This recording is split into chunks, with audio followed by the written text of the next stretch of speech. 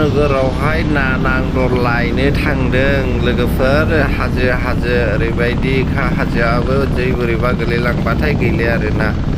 दा ना नांदरखौहाय मालाबाबो जाफेरनाय जायाखै बेनिखायनो इटानगरावहाय मोनोनो बे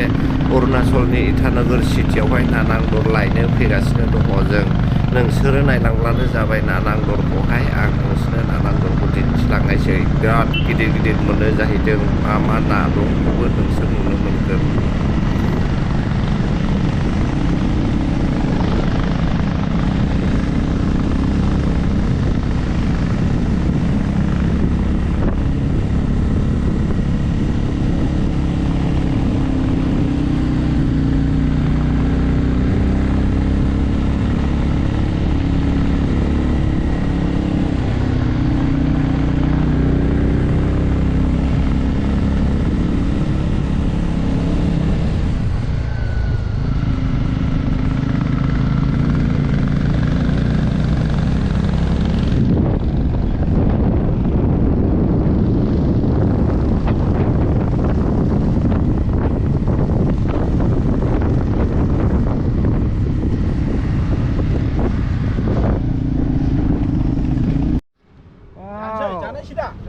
Chạy bắt làn xiang là đứa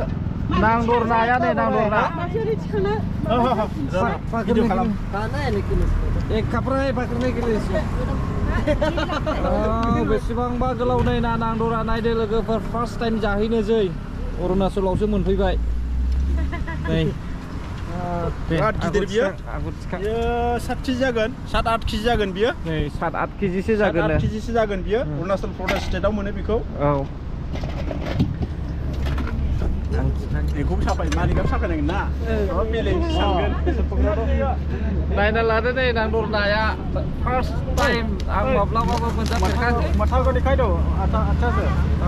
देखो कैसा है नायदो नै माबायदि नांदर नाया दिनैसो नुफेरबाय मालाबाबो नुफेराखैमोन नुनायल'गा जाहैनोसै दिनैनि दिनाव अरुणाचल प्रदेशआवहाय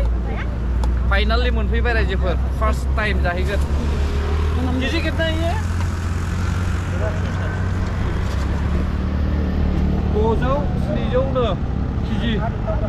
जोंनि हजोंथ' बारा जागोन आं नुबावाखैमोन बेनो फार्स्ट टाइम नुबाय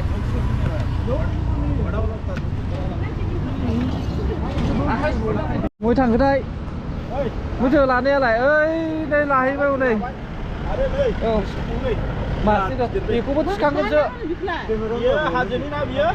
दा गोथाव जायोबो थिखोनो हानाय नङा नामा आं थिखोगोन र' हाजोनि नानो बे नै अरुणाचल हाजोनि ना बियो ओरैबायदि गिदिर गिदिर दङ नै नाया 10 केजि आं थिखाङो ओरै आखाइ सुग्रा दंखायो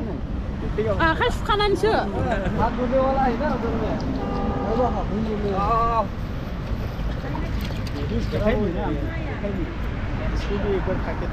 फानैनो हम दे बहुत बारी है देखो बहुत बारी है 10 केजी से भी ज़्यादा होगा क्या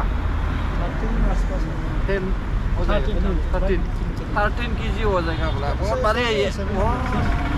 बहुत पालता है इतना बड़ा मछली गाइस मालाबाबो मोनजाफेरै नांदर नाखौ जोङो जाफैबाय नै न'आवहाय संनानै जाफैबाय ओरैबायदि टेस्टि मिलौलायखायो मोनसेबो नाया बेजों रुजुजाया आरो आं माब्लाबाबो बे नाखौहाय नुफेराखैमोन आरो मोनजाफेराखैमोन नाथाय नैबे फंबाया इटानगराव थायो नालाय बियो गासैखौबो मिथिजोबो बिनो खोन्थाबाय नांदर ना दं होननानै बेनिखायनो आं नांदर ना जानो होननायखाय बियो बायनानै लाबोबाय दामा बारा नङा 550ल'सो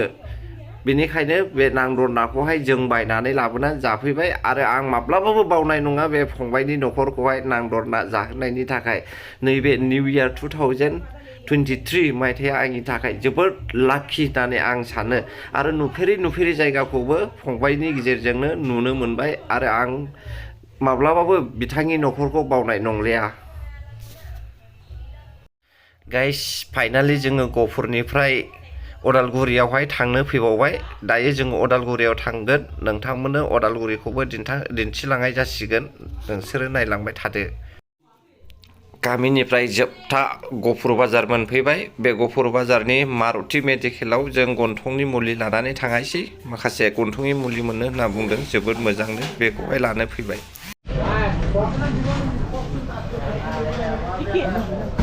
गफुर टाउन बियो मारुति मेडिकेल गन्थंनि मुलि लानो नागिरदों साइनासनि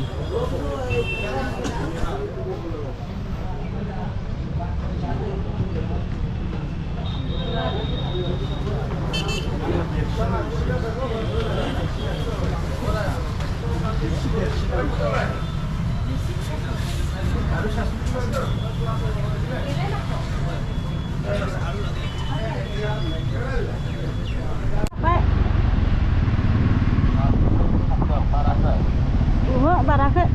दासो डायमन्ड स्कुल मोनदों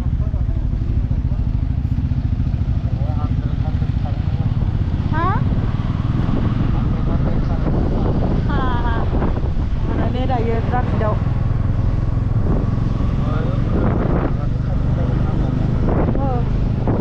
ओमफ्राय नैबे नेपालिसिम थांग्रा लामाया मोजां दा फैबाय नै आगदाथिं ला आगदाथिं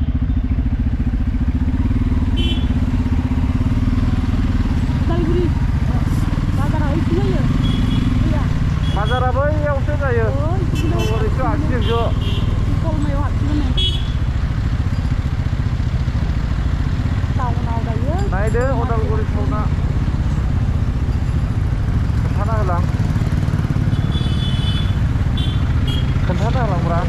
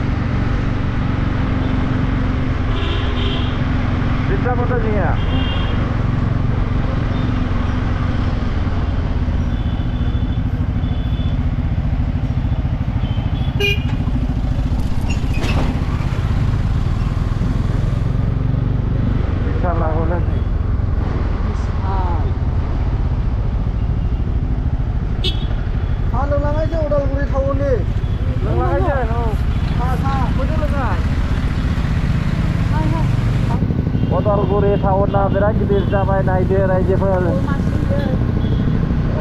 गलमा मोनफैबाय उदालगुरि बारबोनानै गलमायाबो देरबाय नै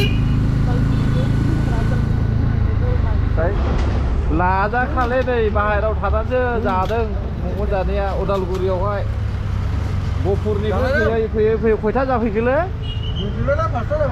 आयो 5टा जालायफैबाय उदालगुरियाव 5टावसो मोनफैबाय मम' जानोसै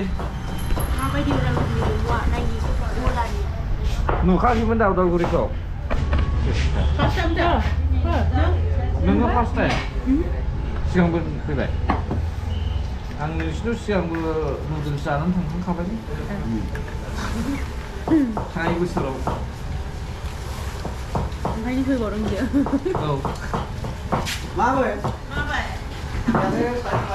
बेयाव जानानै थांखांखाबाय आं सिगां नुदों नैबे रेस्टुरेन्टआवहाय मोजां बानायो ओंखायनो हाबफैबावबाय फैसाया हाबफैदों आरो हाबफैदों बिला बेलाय मा लेमन टि ए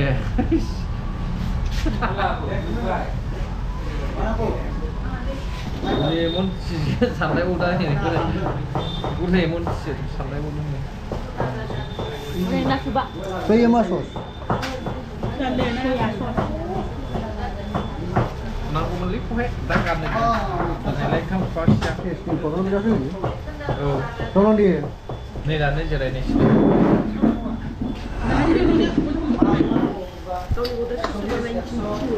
जिरायफैफिनबाय मम' सुप